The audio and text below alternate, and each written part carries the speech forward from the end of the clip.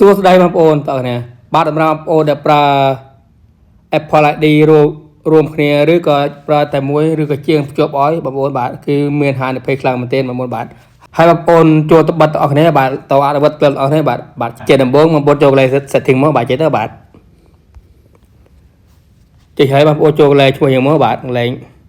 Apple ID យើងមកបាទហើយបងប្អូនចូលកន្លែងនេះបាទ iCloud ឬ iCloud នេះបាទចេះទៅបាទហើយបងប្អូននឹងឃើញគេសេថា photo នេះបាទនេះបាទបងប្អូនបាទចុចទៅបាទ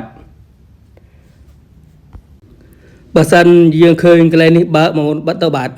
កុំឲ្យបើបាទបើថាបើអញ្ចឹងបិទទៅបាទដើម្បីការពារកុំឲ្យយើងថតរូបថតអីយើងប្រើ iCloud រួមគ្នាឬមួយ Apple ID ជាមួយគ្នាបងប្អូនបាទកុំឲ្យទៅទូរស័ព្ទផ្សេងទៀតបងប្អូនបាទគឺកន្លែងនេះបងប្អូនប្រយ័ត្នចេះគឺសំខាន់ខ្លាំងមែនបើមិនបងប្អូនបើអញ្ចឹង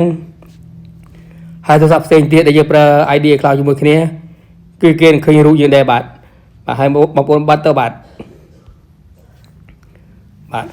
ហើយក្នុងវីដេអូនេះគឺមានប៉ុណ្ណឹងតែបាទសូមបងប្អូនជួយចែកម្លែកផងបាទដើម្បីបងប្អូនយកបានដឹងអរគ្នាផងបាទសូមអរគុណនិងសូមជម្រាបលាជួបគ្នានៅក្នុងវីដេអូក្រោយ